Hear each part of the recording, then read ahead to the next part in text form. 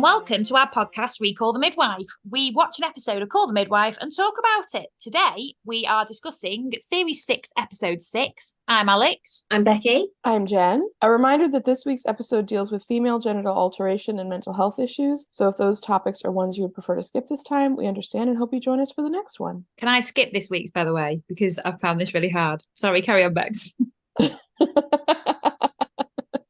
You don't get to opt out, sorry.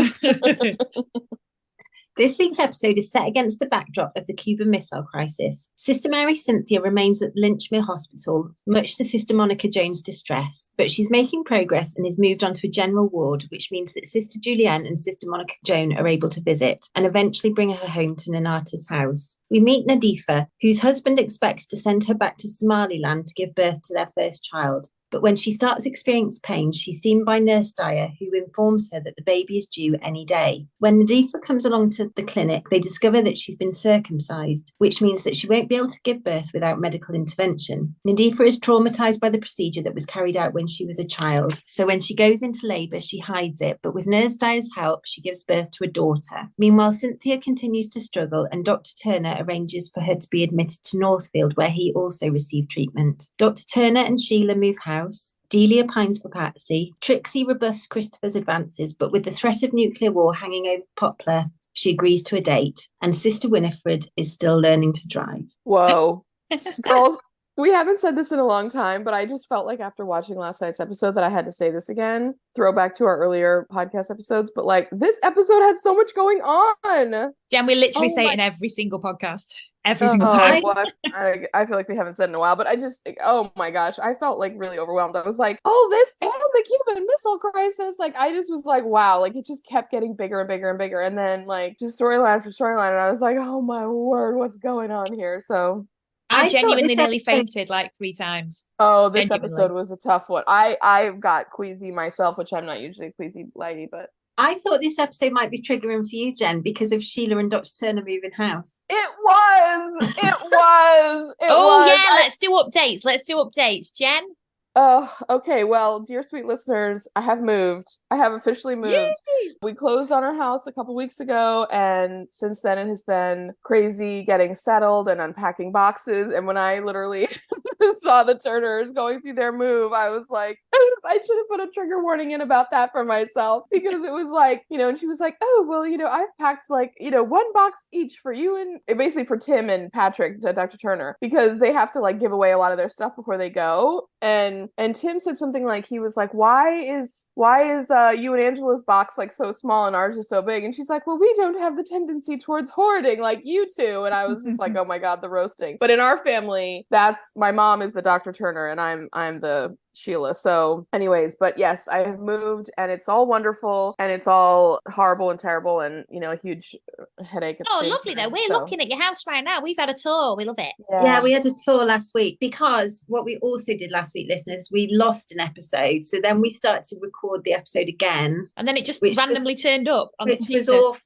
The re-record was awful, but then it was terrible. Partway through the old episode popped up. So then we just got a house tour. Yeah. So last week's episode was so terrible because I was in the world's worst mood, and I shall tell you for why.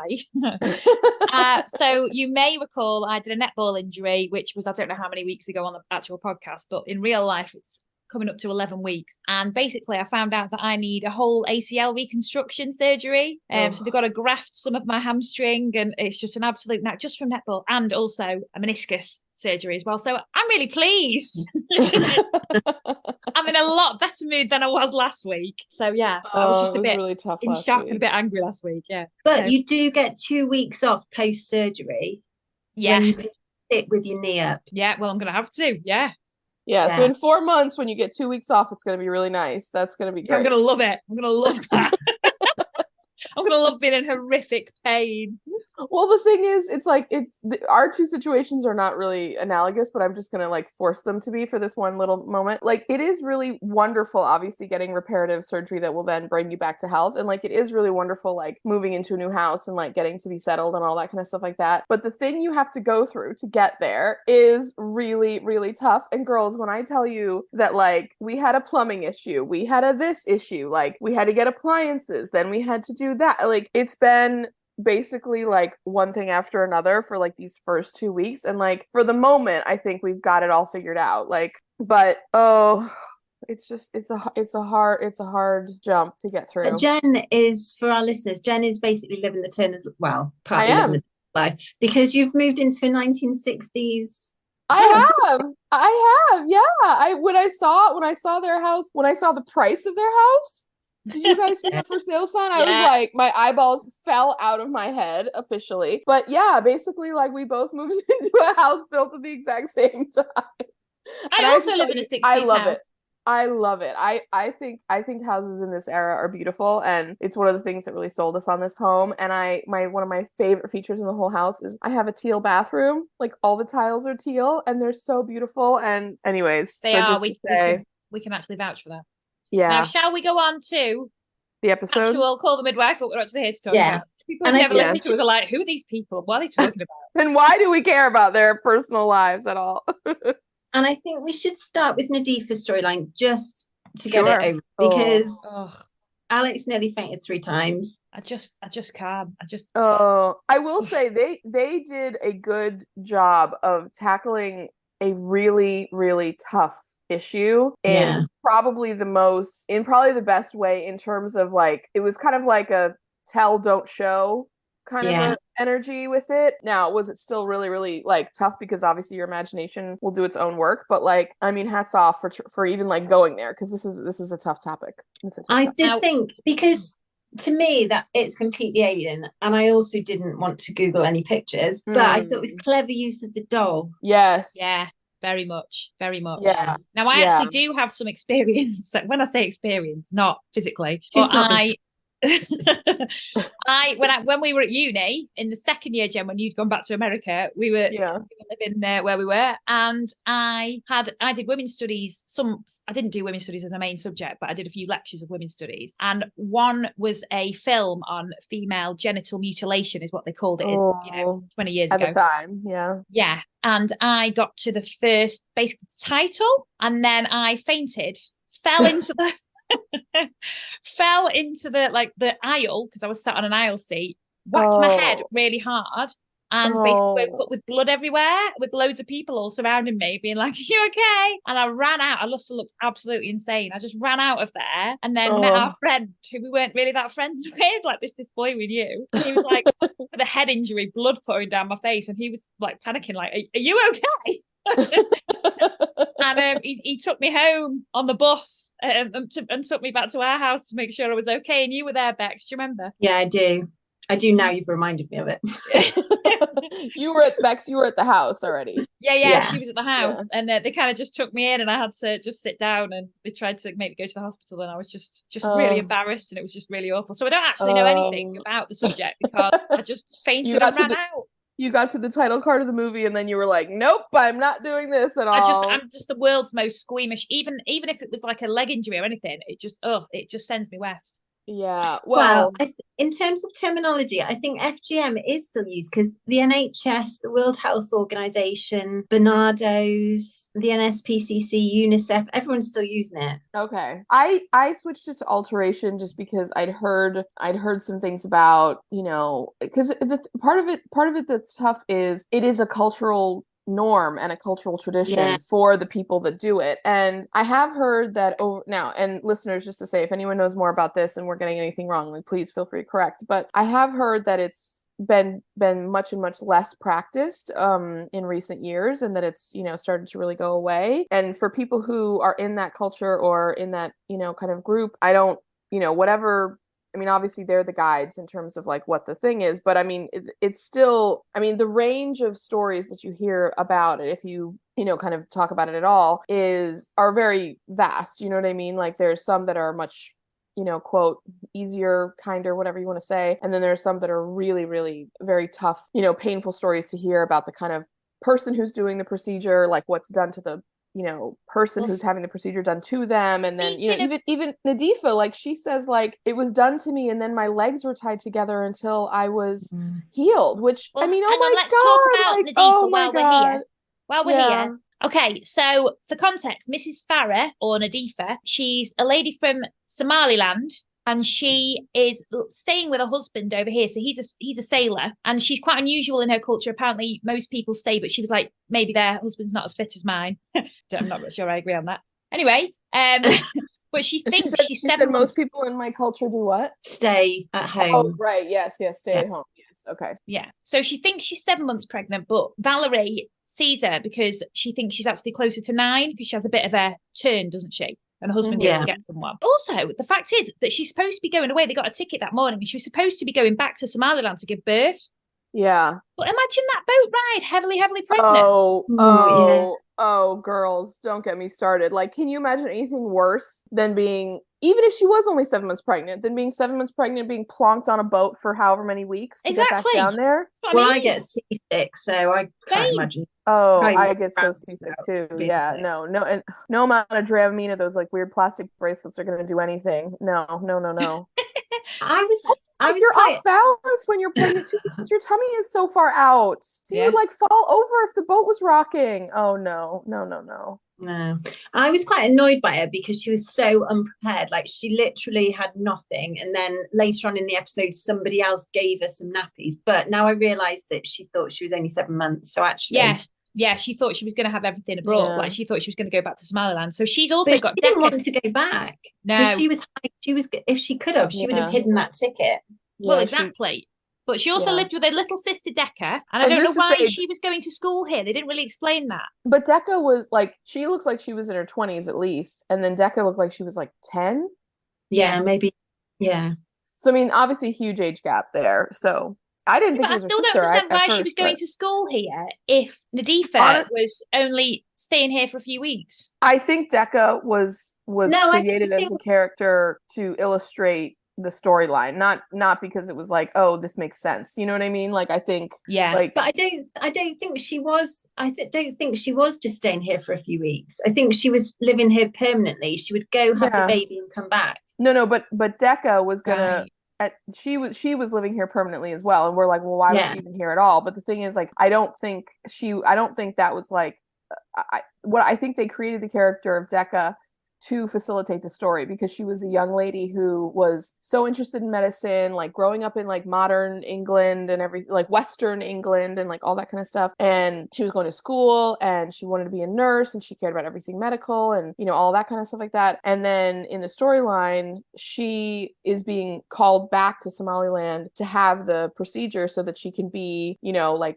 appropriate as a woman. Clean is what they said for their culture. Yeah, clean and, you know, like good for her husband and all that kind of stuff like that. So I think to me, Decca like was a character that existed to kind of show the juxtaposition between modern Western culture, and I don't want to take the word modern away from the Somali culture, but like modern Somali, older traditional practices of that like homeland, which is Somaliland in this case, and kind of like how the old world was meeting the new world, and then it was kind of clashing. It felt like to all of us it was clashing a little bit. So anyway, Nadifa goes to clinic because Valerie's checked up on her and she's like, come to clinic on a Tuesday just so we can keep an eye on you, just to see how you're doing, because obviously they've discovered she's 9 months pregnant and not 7, so she's not had any. She didn't have any prenatal care either, so exactly. I mean, they don't know. She had no checkups, anything. So Valerie does an examination and she's never seen anything like it. So luckily Barbara's with her. She shows Barbara. Now Barbara has also not seen anything either. So they discuss. I thought they both could have had a better poker face though with Nadifa, to be honest. They never have a good. They were like, oh my God, and it was just like, why are you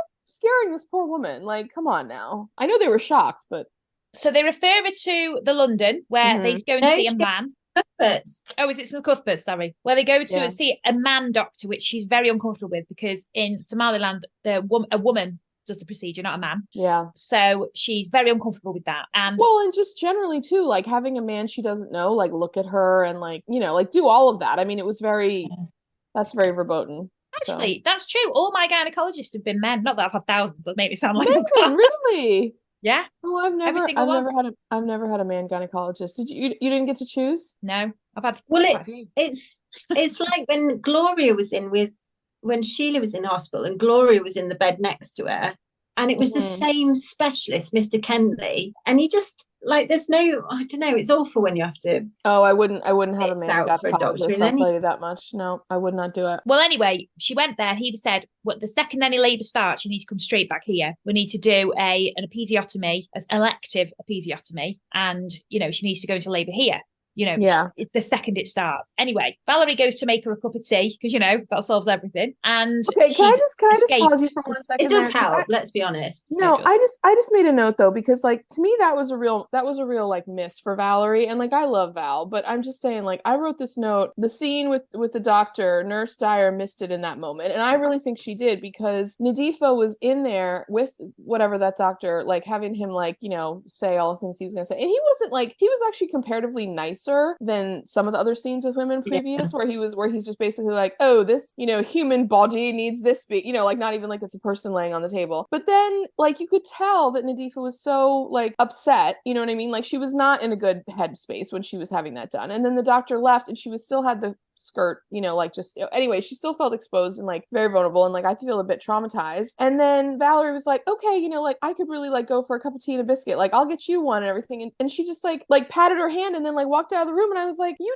were gonna, I don't know, I just was like, talk to her, ask her how she's doing, like, are you okay, what are you feeling, like, is, you know, like, you know what else I really liked about that scene though? When she walked into the hospital bed and she saw that she wasn't there anymore, she'd left a scarf conveniently for us to all know, like, we're all really thick, like, for us all to know, oh, hang on, she's scarfed. There was Nadifa in this bed a minute ago, but in case you missed it, she's not there anymore, but a scarf is.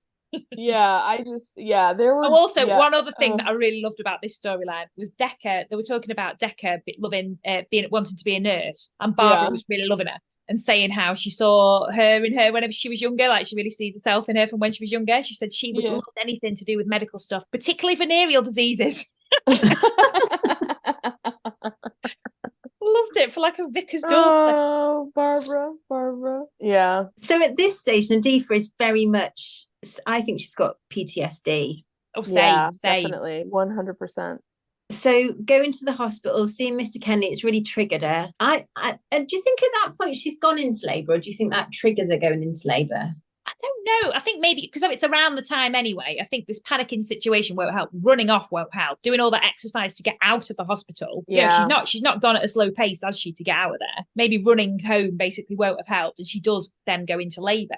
But Valerie then tries to knock on the door and no one's in, she thinks. But obviously she is in, but she doesn't want anyone knowing she's in. So she's there just kind of breathing on her own. Mm-hmm. Cue Decca coming home with Valerie, because Decca was with Barbara and Valerie at the Nonata's house. So Valerie kind of comes home with her, finds her going into labour and gets an ambulance. Someone else is going to have to talk about this. I had to fast forward this. I'm nearly fainted. So I'm going to say something. So we're just going to quickly run through. So they're in the ambulance. Valerie is like, you cannot have this baby because it's going to be very bad if the baby tries to come out. And then and then she's like screaming and everything else. And then Valerie, like halfway to the hospital, she's like, okay, stop the ambulance. Like, we have to do something because there's no way that this baby's going to make it to the hospital for like the doctor. So then she does what she needs to do. I'm not going to say any more than that. And the baby is born, not going to say any more than that. And they keep going. But here's my thing. It's a healthy baby. It's a healthy girl. It's a healthy, happy baby I need girl. to say something. And I know this, I was like, don't listen, Alex, but you're going to have to edit this. I'm going to have to edit this. Just do it.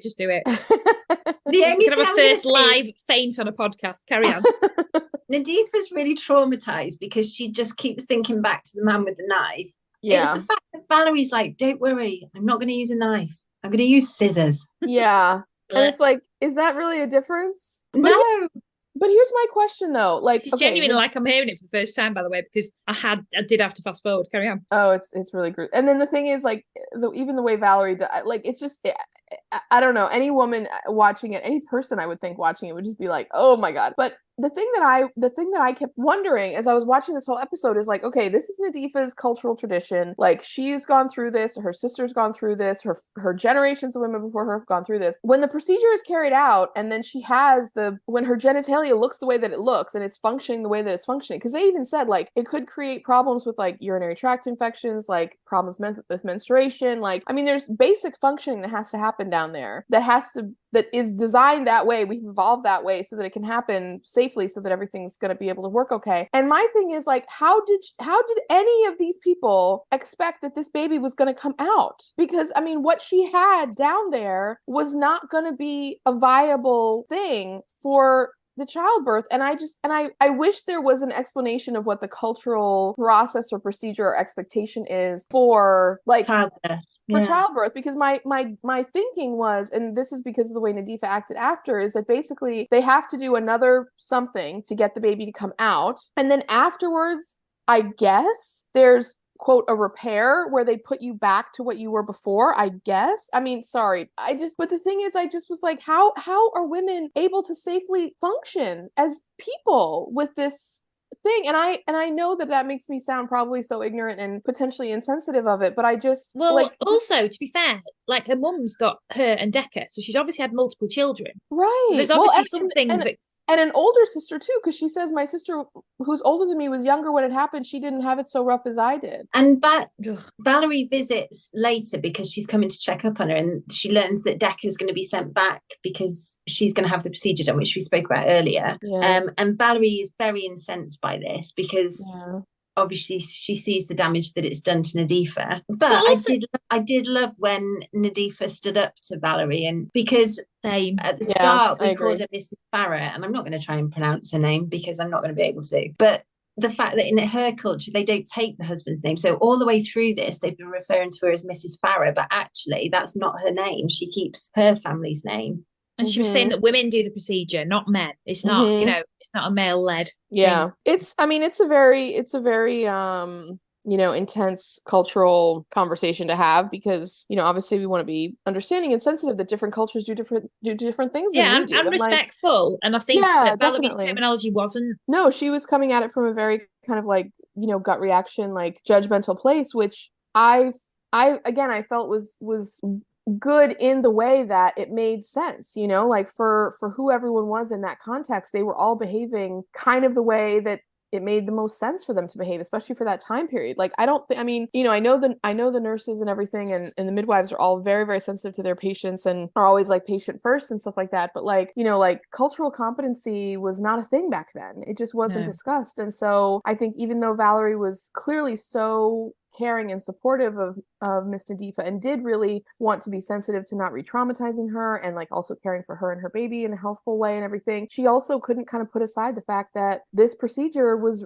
really, like, I guess pun intended, like foreign to her, and she didn't understand it and she didn't agree with it. She didn't really listen to the big impassioned speech that Nadifa said, because then she went to the boat to try and stop Decca going, looking so angry. And just as per, my daughter walked in on that bit and was like, why is she so angry? Why is she so angry at her going on a boat? I don't know if she was trying to stop her or she was just going to see her off. I don't know. It just looked. Well, I don't know if they would have stopped her. Interpretation I don't think she was angry. Oh, I think they were angry. Yeah, she was angry, but I think she was just going to see. Like, she wasn't going to suddenly take Decca into her custody and. No. Oh, it did break my heart though the way Decca waved at them and said she'd see them after a holiday, because she doesn't know what she's going back to. No, which is annoying, really, because she'd be interested in it. She would. And I think that's the issue with this, because it is a fine line, because it's the fact that this is no one's having this procedure out of an informed decision. It's being done to a child who at varying ages. Well, and I thought Decca, again, because I thought she was like 10 or 11, I thought, oh my god, like, is that usually the age that they do it? Like, because that would be extremely traumatizing for a child of that age. Like, you would know everything that was being done to you, and like, I don't know. It was hard for me. A flaming flu jab without kicking off. So well, she can't even lose a tooth, can she? Oh yeah. Oh, I know. Not the tooth, but like. But here's the thing, though, that I thought about when Valerie was kind of going, when she was kind of criticizing Miss Farah, and they had that kind of fight where Miss Farah like said back to her, is that. I don't know why, but all of a sudden in my mind, I just thought, okay, so we know what's coming for Valerie in terms of like a very big storyline with her and a member of her family and women's health, right? Oh, yeah. No spoilers. Yeah. But to me, it was just an interesting, like in my mind, I thought, oh, Valerie's having like this very interesting experience right now and has this very visceral reaction right now. And then down the road, anyways, we're going to see a different practice of, quote, female health, and it's gonna anyway. I don't know. It's fair to her, not she has the same pretty much visceral reaction to that as well. I know, but it was an interesting to me. Like in my mind, it felt like foreshadowing, even though I don't know that could be said that that's what it was. But anyways, so yeah, it was a tough storyline. It really was, and no offense to anyone, I don't want to carry on. Should we talk about something else? Yeah. Well, we made it without Alex fainting. I know you did. Can I just say one interesting note? And I don't really have a comment about this, but interesting to note that Mrs. Farah was very supportive of Decca having the procedure done. But then they say in the epilogue at the end when Mature Jenny is speaking that Mrs. Farah chose for her own daughter not to have it done. And I think that was just a respectful thing to a mum. Like it was a mum's decision, not hers. And I think, but again, it to me, it was just an interesting note that like she supported it as a decision, but then she didn't ultimately end up choosing that for her own child. And like I think that cultural, like we all have those kind of things. Like do I hold with tradition or do I break with tradition? And it was just an interesting footnote to me that they said that. So, and also that she had a daughter as well. Yeah. But just to add to that point, and I'm sorry, Alex, that we're still talking about this. When Mr. Kenley kind of repairs her at the end, she says, like, how will a man know how I should be sewn? And also, I don't think he ever says what age she was when she had the procedure. But the fact that she's now got a daughter, she's maybe not seen what female genitalia should be like. Yeah. Yeah. And it's through having a daughter that actually she sees that she's not unclean. Mm-hmm. Yeah. Mm-hmm. And then just being left to be, how you are is fine. Yeah.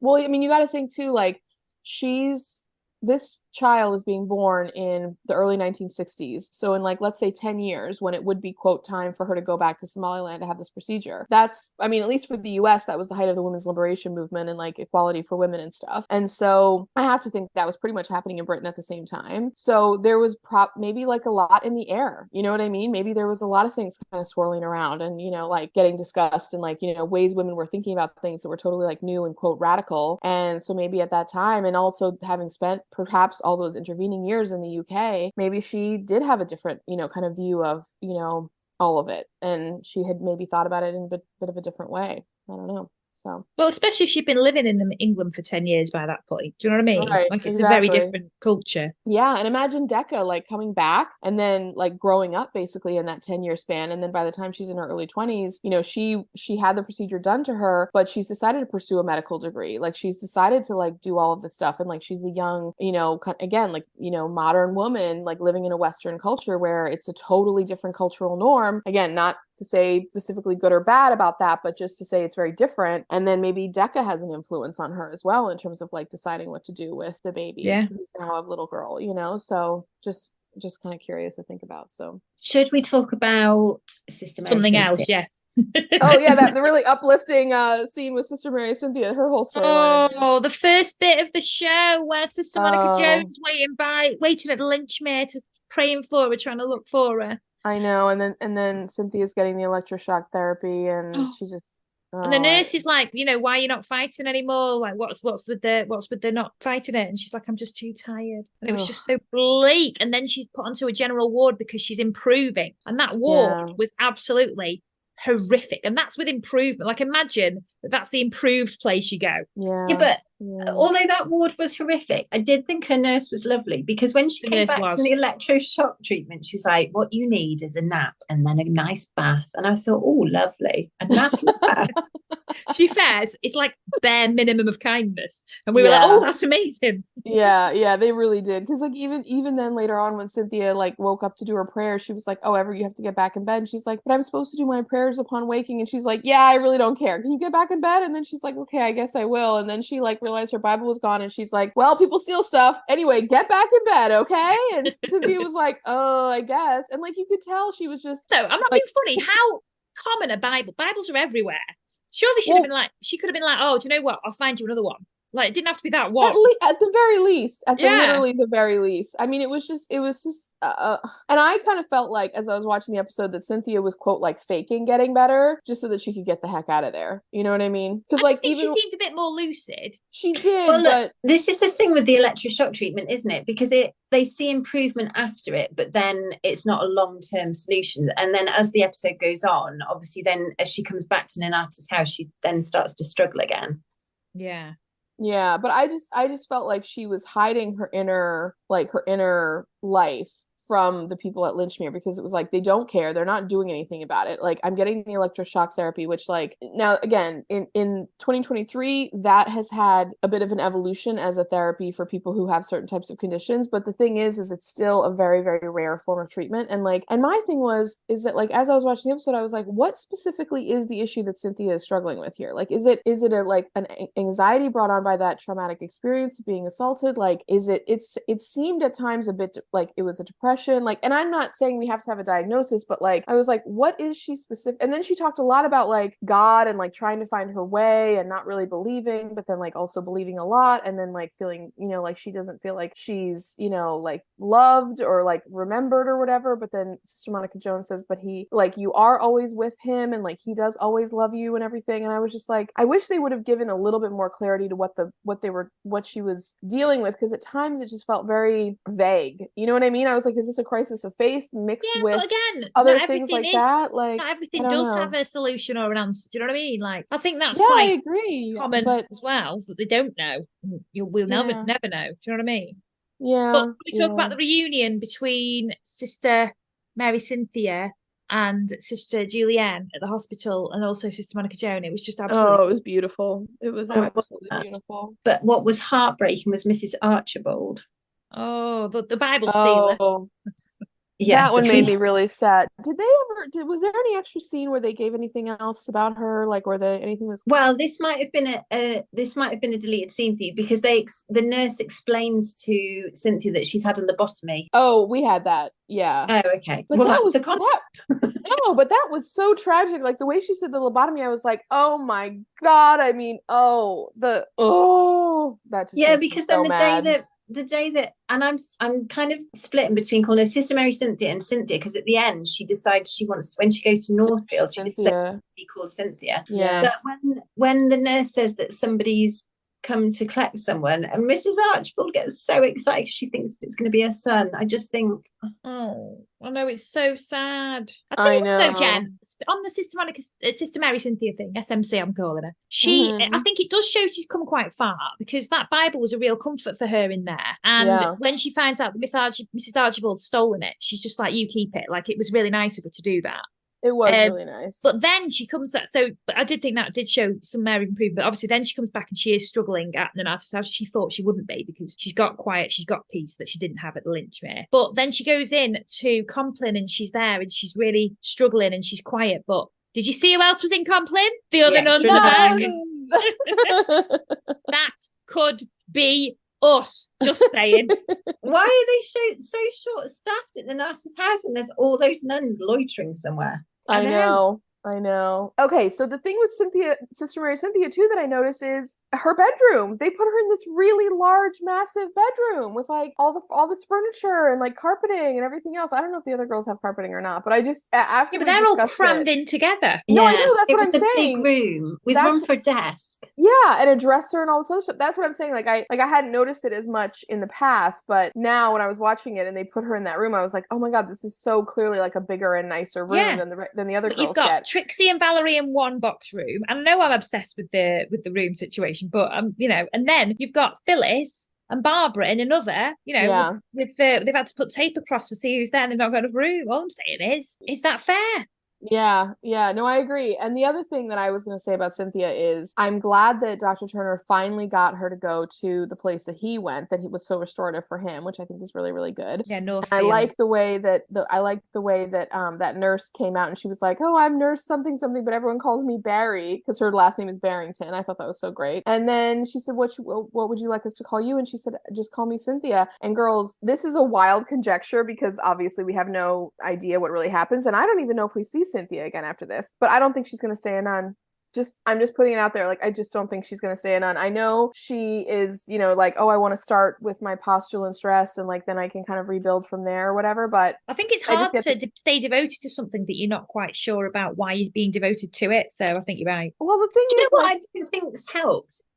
What is she studying for? Like her long-term vows or something, I guess. Is now the right time for her to be doing that? Well, that's what I thought.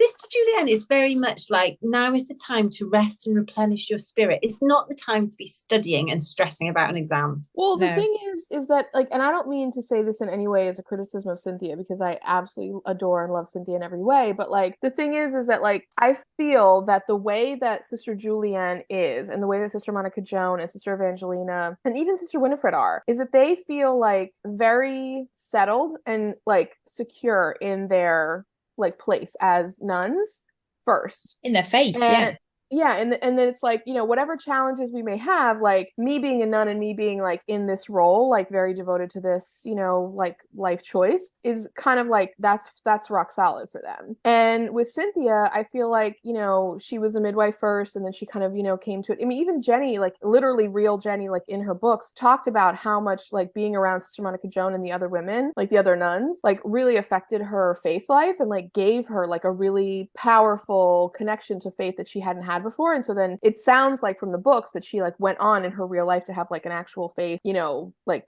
experience, like, you know, like she was actually like went to church and did all that kind of stuff, like, or had a very like strong spiritual life. But with Cynthia, while I don't doubt her sincerity in becoming a nun and like doing all of that, I kind of feel like it didn't have that same quality. And I just wonder if like all of this experience and everything that she's going through now is going to like maybe lead her to a different outcome where, you know, she still has a really strong connection to, you know, her faith, but that she's just not going to be a nun anymore, you know, that she's going to find another way to like fulfill a faithful vocation and do that. Again, that's just my thinking, but anyway. Just also on the Sister Mary Cynthia, just before we move on, I want to talk about the Trixie and Sister Mary Cynthia scene, about how moving that was. I also kind of like this, but it annoyed me that Sister Julienne was gatekeeping.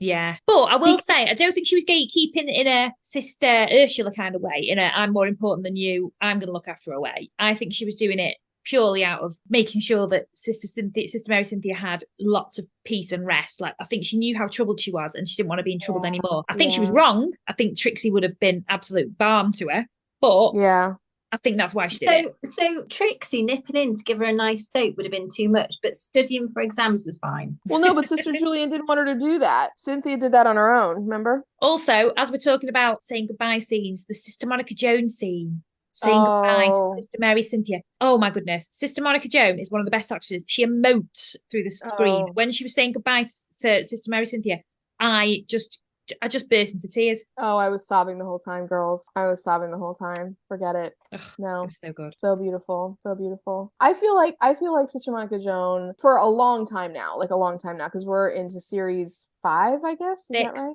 6. Oh Lord. But yeah, like she's been this way for a long time, but like her evolution from like where I thought of her in the first few seasons to where she is now, I mean, night and day. Like her ability to, you know, I mean, she's still kind of like Looney Tunes at times and like a bit, you know, kind of annoying here and there, but like honestly, like her ability to just connect and like be there for other people and like just have a depth that is anyways, yeah, she really had me going. I was crying so much at this episode for so many reasons and with so many storylines, but just that one for real. Yeah. Anyway, we talk about the Turners. Oh yes, we've kind of covered this anyway about the house move. Obviously, I'm sorry, but there is nothing more. There is nothing more real than when Sheila walked into the house and she was like, "Oh my God, Patrick, one more box," and he's like, "There's always one more." And when I tell you, there is nothing more true than there is always one more box. Like I can't even tell you. Like there were so many times where I was like, "We're getting close to the end. We've packed it all," and then like 10 boxes later, we would still have like one more box to pack, and like, oh my word, girls. There was a first scene that really annoyed me with the Turners. So Dr. Turner and Tim are sat at the table waiting for their food to be cooked for them, right? Oh, Sheila, who's just recovering from bed rest. Yeah, by Sheila saying not to talk about the Cuban Missile Crisis near her because they don't want to worry her. They'll let her make food.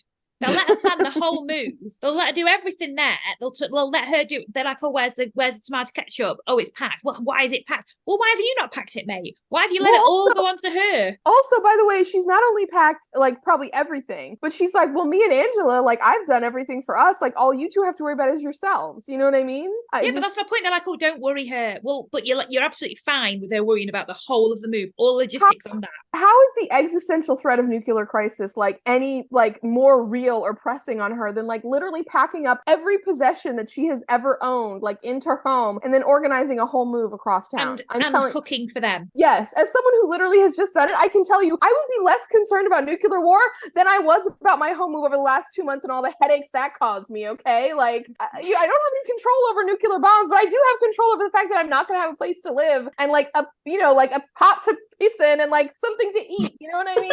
Like, just to say, I know which one's more stressful. I can tell you, it's not the one they think it is, okay? Oh, it's horrible moving house. It's horrible. Oh man. The scene with the empty house though, when they did show those two, the box and the cot, it was lovely seeing like had the house fully empty, and you didn't really realize what it looked like before, because there'd only been like snatches before, haven't they, with lots of furniture. Yeah. Also, like, wait, can I just like beat this drum again, because I know I've said this so many times before, but like that's like when Dr. Turner and Tim were standing in the house, and he was like, and it actually was both like, I'm gonna have a criticism but then like a loving comment as well. Like, my criticism is like, I felt like that they again did so much like erasure over like Tim's mom and like Dr. Turner's first wife again, because they just kind of like glossed over that whole part of the fact that like this is Tim's like home where he like has literally lived his whole life, and like how like sad and intense it is to like leave that. So that's my criticism. But then my criticism is like kind of offset and or maybe even just like invalidated in my own mind, even because, and again, I was sobbing this whole episode, but like this scene also really got me. But when Dr. Turner said that like it's not the house that has the memories, the memories come with us, and like that just really, really, really spoke to me in like such a big way, because I definitely like, I mean, I've moved many times and like I've, had those feelings before, but like obviously because I'm still so close to it and everything, like the house that we left was, like that was a real home for us. And like it really like, I did kind of have this feeling of like, again, even though I know better, like I did kind of think like, well, are we just going to leave like all of this behind because we're not going to be in this home anymore? And when Dr. Turner said that about like, like it's not the house that has the memories, it's like us who has the memories, and like everything that we did here is going to stay with us and like come with us as we go to the new place. Like I just found that so absolutely like beautiful and reassuring, and I just like, I obviously like really felt it intensely on like a personal level, but like also I just thought it was a beautiful thing in the show, and like I felt like it genuinely was so loving and comforting to Tim. And like I know we always joke about Dr. Turner being a terrible parent, but the thing is that was actually like a really good and beautiful moment of parenting, and I just it does affect you a move like that. You think it won't, but my parents moved into my house that I grew up in 2 months before I was born, so that's the only house I lived in with them. And then they moved out when I was 34. I didn't live there anymore, but they were living there. They moved out when I was 34, and I had so many dreams about that house when they first moved. And it was quite traumatic for me, and I never thought it would be, because I hadn't lived there for a while, and it was just really strange. It caught me off guard because I didn't think it'd have any effect on me. Because I was more annoyed about the fact they were hoarding when we were trying to help them move. We put stuff away to the side, and then the moment you find it again in a cupboard, I'm like, Mum.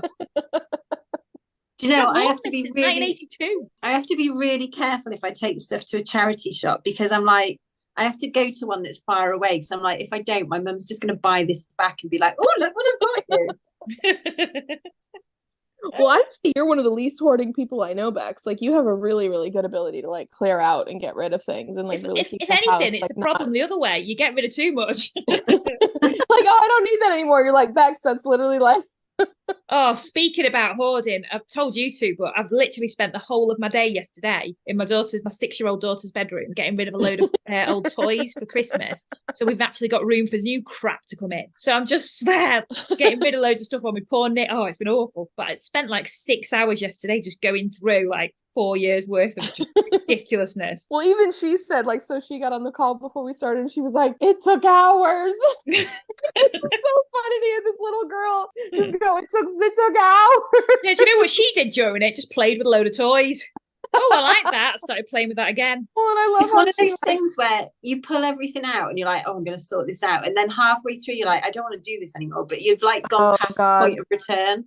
Yeah, that's what I poured everything out onto the floor, because I thought, if I don't do this, I'm not going to carry on. So I just poured it all out so no one could walk on it. So then I had to do it. Otherwise, we just couldn't do it that day. Also, she asked this morning for a Barbie that came with 4 kittens. I said, you've got a Barbie and you've got a load of kittens. So she's like, no, I haven't. I went into a room, and because I'd arranged everything the day before, I pulled out this drawer and counted out 6 kittens in like 2 seconds. I was like, there's your kittens. There's your Barbie. You ain't getting a Barbie with kittens for Christmas. What was the one that she asked for last week? It was the Barbie that you could style the hair and do the makeup. What was that? Yeah. Yeah, and she had that in there again. Well, the the way main you thing she's told asked for this year is a Day of the Dead doll. So, normal behavior for a 6-year-old. Dios des la muertes, mama. I want Yeah. that.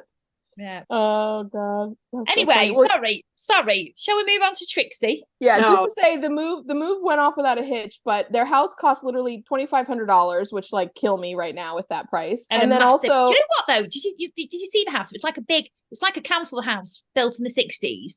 There's still, there's loads of houses like that still. But I thought it looked very overgrown for a house that obviously they filmed a house that was built around that time. Oh but yeah, not done anything to make it look new on the outside. Like there's still loads of overgrown plants and stuff outside that have been there years. And you're a bit like, you'd have pulled that back for this scene to make it look new, wouldn't you? Well, and what was funny was that Sheila had told the moving man the correct address, but he had written it down wrong. So he went to Kent. So they had none of their stuff. No, I think they're saying that she wrote it. She wrote it really badly. Her writing's terrible. Oh, really? Oh, I took that wrong. Okay. And then Patrick called the electric company to tell them to switch on the electrics, but I guess he told them the wrong date, or they wrote down the wrong date or something like that. And so they didn't have electricity in the house. So it's like, we don't have anywhere to sleep. We don't have anything to have as like power. So then the last scene, which was really cute actually, was when they were all in like sleeping bags, like calling back to their camping vacation. And they were just basically like camping out in their new house for the night. But also they were like, oh, we're so lucky, aren't we lucky? I thought, who actually speaks like that? Who like sits there going, we're so lucky? Well, they're kind of like, I mean, I love the Turners, but they are like sweet to the point where you're just like, well, every once in a while, they just get to be a bit much. And that's something coming from an American. I know. Especially me as well, where it's like, it's never too much. I know. I was about to say, we know other Americans, Bex. Jen is very much schmaltz. I know. Oh, I'm the most schmaltzy, corny person. I just know I am. So last episode before this, Trixie met Christopher Dockerill, the dentist with the, I was trying to say dentist with the mostest, that didn't work. They had lovely tea. So did she go on a date with him? She did, yeah. Well, she did at the end of the episode. Yeah, she was wearing that gold dress and they went out on the last episode. Yeah, they did. They went on a date. Did they? Yeah, because she and Barbara left at the same time. Barbara was in a teal cocktail dress, and Trixie was in a gold, like stretchy dress. We saw the sports car. Well, she said she's like, well, no, I didn't get it either. Like she said, she didn't want to appear too keen. But girls, do we not remember the scene with her and Phyllis, where Phyllis gives her like all this wonderful advice because he came in and he was like had the flowers and she talked to him for like 10 minutes, 15 minutes or whatever. Yeah, but before that, she'd rebuffed his phone call with Sister Julienne. She'd also been like, oh, I'm not in, or kind of thing. I don't know why if she'd already been on a date with him, why was she being like that? Well, because I think she got swept up in the moment and she was like, yeah, let's go on a date. And then like after the date and it went really well, she was like, well, I don't want to appear too keen. But then Phyllis is like, well, yeah, but there's too keen, and then like actually like really putting somebody off. And she's like, I know, but like I'm just scared, like, like what if like it's kind of, I can't remember what she said about being scared, but it was like, is it too good to be true? Or like what happens if he turns out to be like such a jerk? Or like I really want to be like with somebody, but then like I'm also afraid that I'm like not really ready or whatever like that, because she's still like kind of settling into things with I guess whatever. And then Phyllis gave her really, really amazing advice, which I just was like, oh my god, Phyllis, you were like, Phyllis is for like, and this is the thing I love about it, even though Phyllis is a single woman, she still is the most wise relationship advice giver of anybody on the show.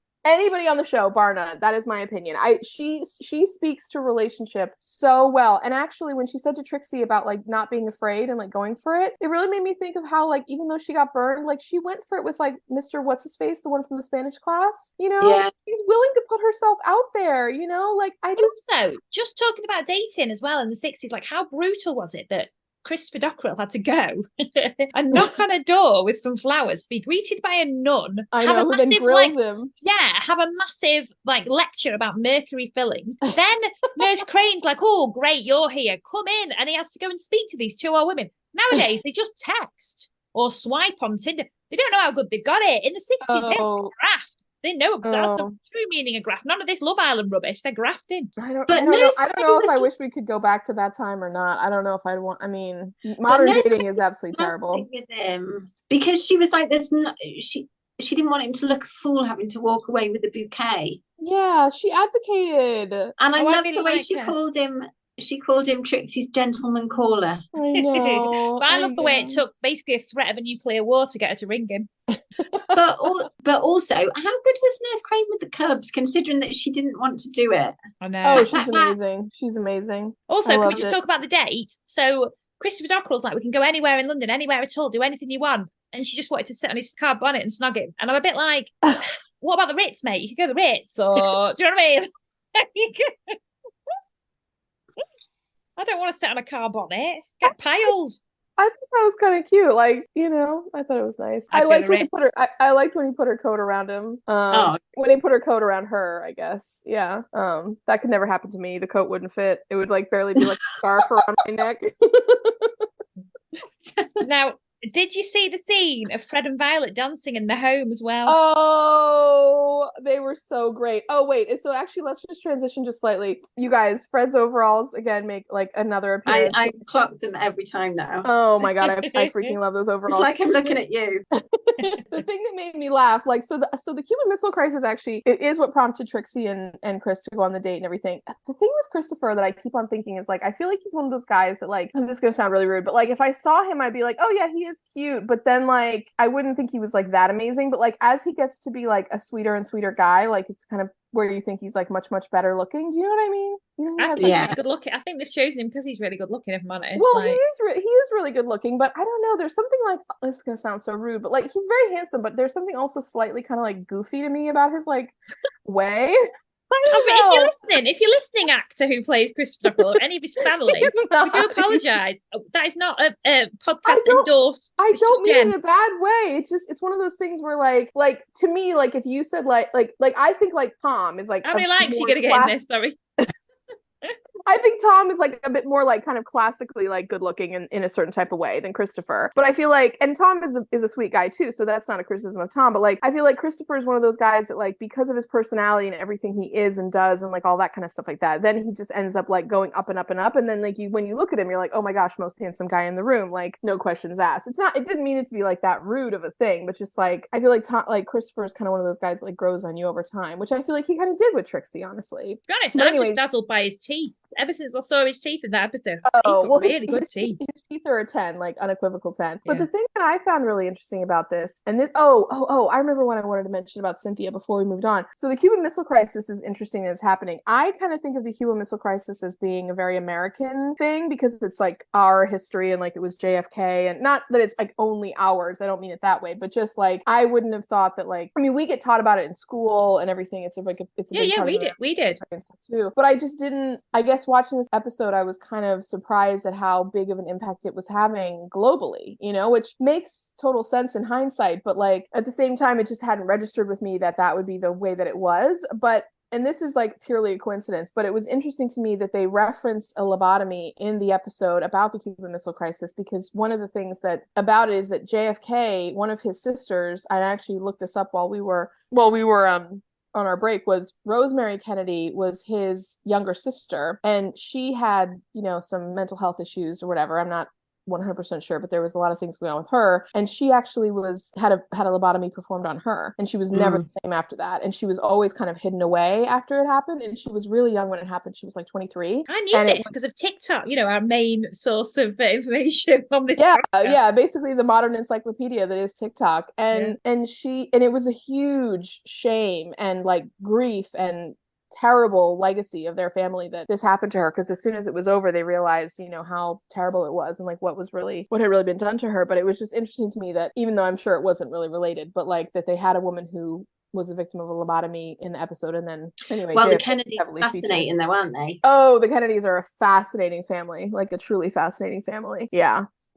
But just to get, so while we're talking about Kennedys, let's go carry on with the Cuban Missile Crisis. So Nurse Crane comes in with the Cubs, and Fred is just starting up his CDL meeting at the same time. It's like on the end of the Cubs. He's just setting it up while the Cubs are still in there and the CDL are going to meet up. Well, Nurse Crane blasts Fred and the CDL for having a nuclear poster around the Cubs. And I just thought it was actually, I love Fred, but it was a bit of a misthought by him. And I just really appreciate the way she obviously loves them and went to bat for them.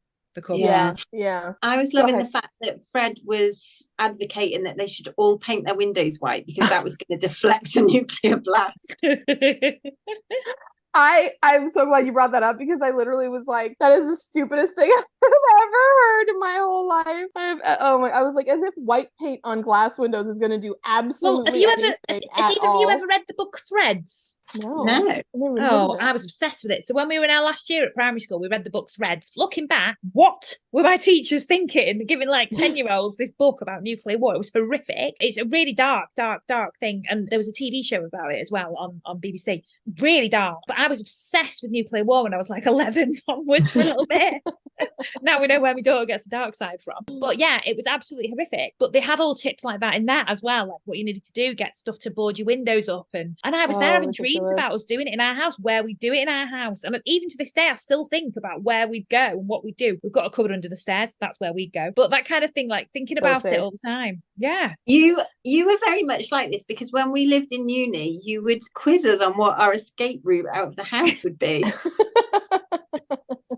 And you lived in the loft. There was like in the eaves where there were cupboards. You were gonna, if an attacker came into your room, you were gonna get into the eaves, crash through the floor into my room. Into your bed, onto your bed. Yeah. You had and then you were going to exit the building before they'd even known where you'd gone. Yeah, the other thing is I think about if armed robbers come in, where would I go? What would I do? Like I'm going to be taken hostage again. I'll tell you why. When we were little, do you remember Terry Waite and John McCarthy? Yes. They were taken hostage. I was obsessed with them, and I used to watch the news to find out if they'd been like set free and stuff. Again, my parents not responsible there, so I was obsessed with it and really worried about them.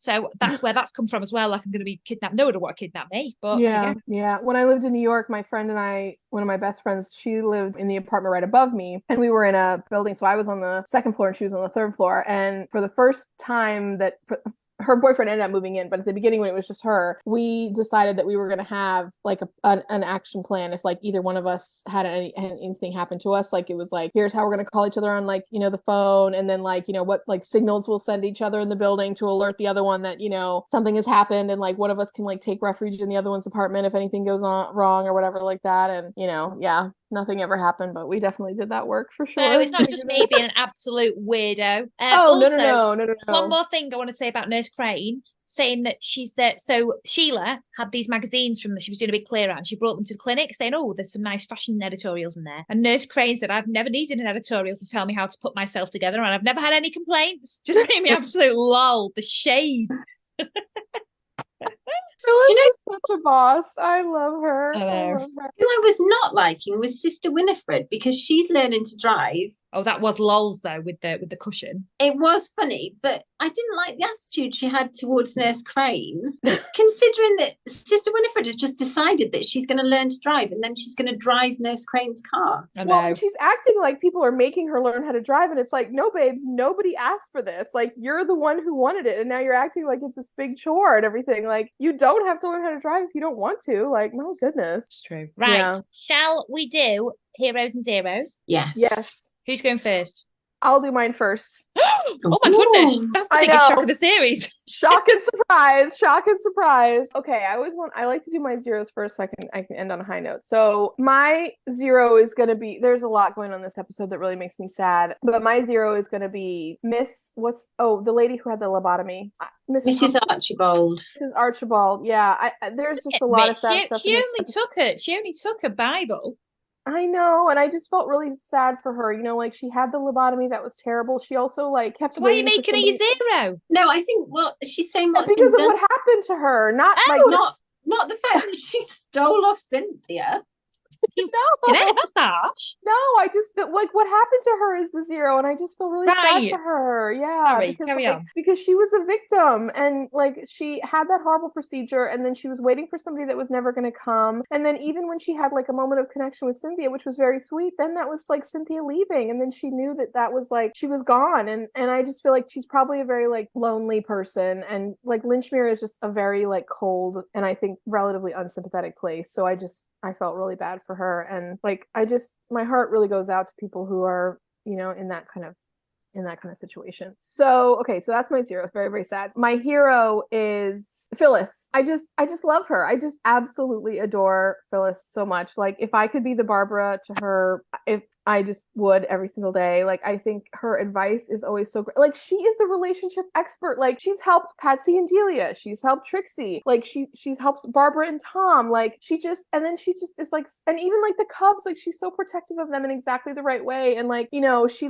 never like goes easy, but she's always so like loving and comforting, and you know, she's just such a great lady, and I just love her, and I feel like she just had like so many moments to shine in this episode. She's also hilarious, and anyway, I just love her. And I love her like insane like curls in her hair that she pins up with like all the cotton around her ear lobes and everything. It just is so funny. So I just love her. That's it. Bex. My 0 is going to be Dr. Turner. Okay.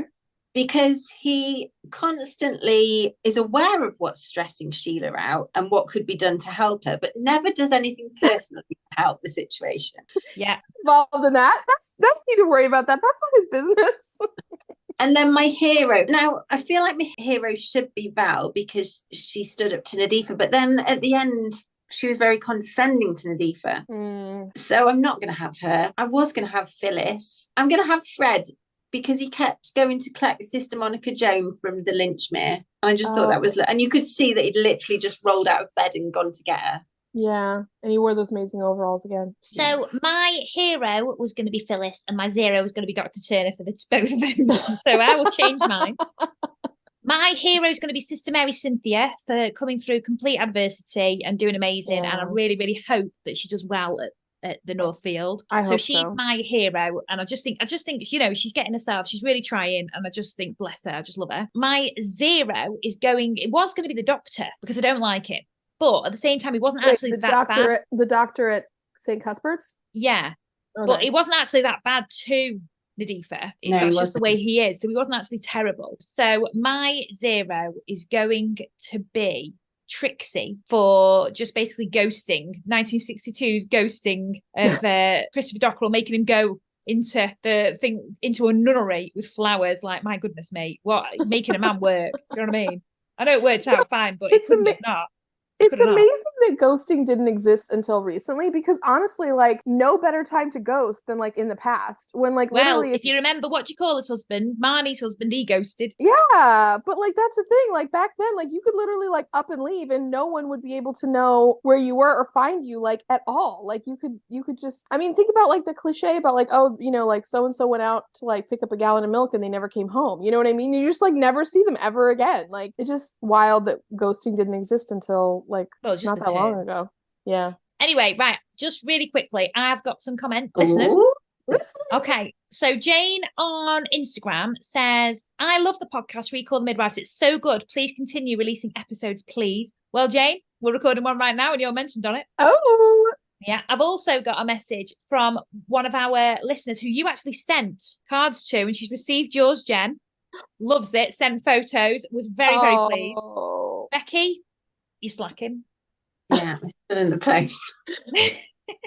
Well, listen, it's up to the post office gods now, so she'll get it in just a little bit, I'm sure. Yeah. Okay. Now, also on Instagram, we had a message from Lucy who says, "Hey girls, I just wanted to say I'm 18. Well, I'm not being funny, but we are down with the kids. Oh my God. I've recently moved to uni, and just wanted to say I absolutely love Call the Midwife, and your podcast is something I've found, because uni can be lonely. But I always pop your podcast on. It makes me feel so safe and just less alone. I love laughing along with you guys. So just a massive thank you. Please don't stop your podcast, and thanks for keeping me company." Now, I did actually reply being like, "Oh my goodness, you'll get loads of friends." And she's like, no, I've got loads of friends. It's fine. It's just but like at night and stuff, it gets a bit lonely. I was like, all right, fair enough. Oh, you know what though? Like, good for you, because honestly, it is hard to kind of like go out there on a limb, like, and like leave home and like start that process of like being in college, and just to say like, I know you're doing amazing, but like, we're rooting for you, and like, it will get better, and like, she already loves it, Jen. She's absolutely living her best life. I know, but it's just, I remember that time of life, and like, I just want her to like love it all.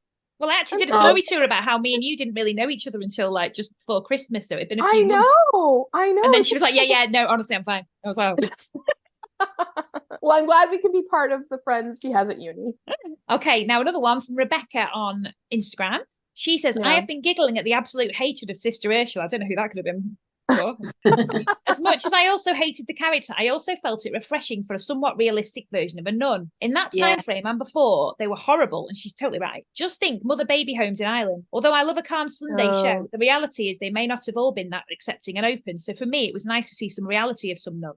So that's actually a very good point. She also says, also just wanted to say thank you all for my weekly calm. Love it.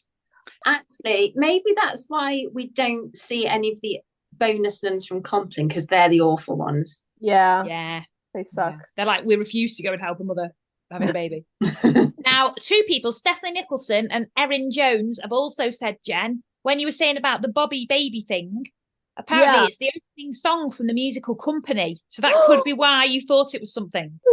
I worked on Company when I was in theater. Oh my gosh, Bobby Baby. Oh my goodness. Thank you so much, listeners. I did Company in one summer stock that I did when I was young. Oh my God. Wow. That was like amen to you. So we'll have more listeners' contributions and questions and messages and stuff next week. I'm more into the throngs of it now. I've got my head around the surgery. We're getting there. So we will do more of it. But yeah, so next week we shall be doing and watching and talking about Series 6, Episode 7. We would love for you to listen along. Yeah, we're getting so close to the end of the season and a Christmas episode. Yeah. And it's almost Christmas. It is. We're really going to try to have the Christmas episode air in time for Christmas so that we can all... It's not a very Christmassy episode, I'll tell you that. Oh, I forget. I don't know. Christmas is fleeting. Well, my favourite episode. I keep rewatching it. I find it really comforting. Well, that's the beauty of this show. Yeah. Right. Thank you so much for listening. We'll see you next week, everyone. See you next week.